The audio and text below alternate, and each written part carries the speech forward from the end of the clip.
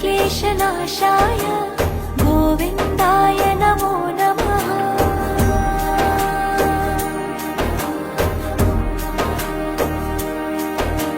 कृष्णाय वासुदेवाय हरये परमात्मने प्रणतः क्लेश